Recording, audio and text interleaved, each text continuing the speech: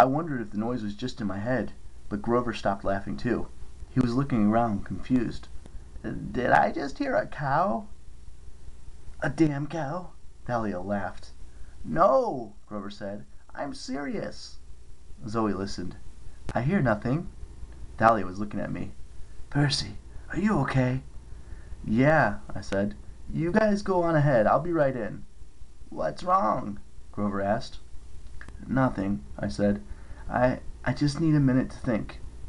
They hesitated, but I guess I must have looked upset, because they finally went into the visitor center without me. As soon as they were gone, I jogged to the north edge of the dam and looked over. She was about 30 feet below in the lake, but I could see her clearly. My friend from Long Island Sound, Bessie the cow serpent. I looked around. There were groups of kids running along the dam. A lot of senior citizens. Some families, but nobody seemed to be paying Bessie any attention yet. "What are you doing here?" I asked her. "Moo!" Her voice was urgent, like she was trying to warn me of something. "How did you get here?" I asked. "We were thousands of miles from Long Island, hundreds of miles inland. There's no way." Bessie swam in a circle and butted her head against the side of the dam. "Moo!" She wanted me to come with her. She was telling me to hurry. "I can't," I told her. "My friends are inside." She looked at me with her sad brown eyes. Then she gave one more urgent "moo" and did a flip and disappeared into the water. I hesitated. Something was wrong.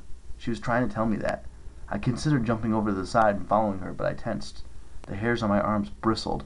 I looked down the dam road to the east, and I saw two men walking slowly towards me. They wore gray camouflage outfits that flickered over their skeletal bodies. They passed through a group of kids and pushed them aside. A kid yelled, "Hey!"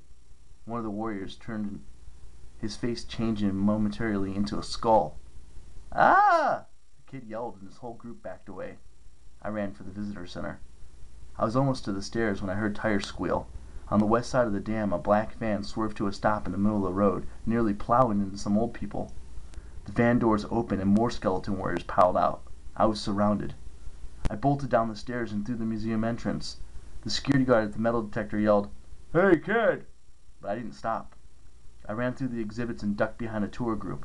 I looked for my friends, but I couldn't see them anywhere. Where was the damn snack bar? "Stop!" the metal detector guy yelled. There was no place to go but into an elevator with the tour group. I ducked inside just as the door closed. "We will be going down 700 feet, our tour guide said cheerfully. She was a park ranger, with long black hair pulled into a ponytail and tinted glasses. I guess she hadn't noticed that I was being chased. "Don't worry, ladies and gentlemen, the elevator hardly ever breaks." "Does this go to the snack bar?" I asked her. A few people behind me chuckled. The tour guide looked at me. Something about her gaze made my skin tingle. "To the turbines, young man," the lady said. "Weren't you listening to my fascinating presentation upstairs?" Sure. Is there another way out of the dam?" "It's a dead end," the tourist behind me said. "For heaven's sake, the only way is the other elevator." The doors opened.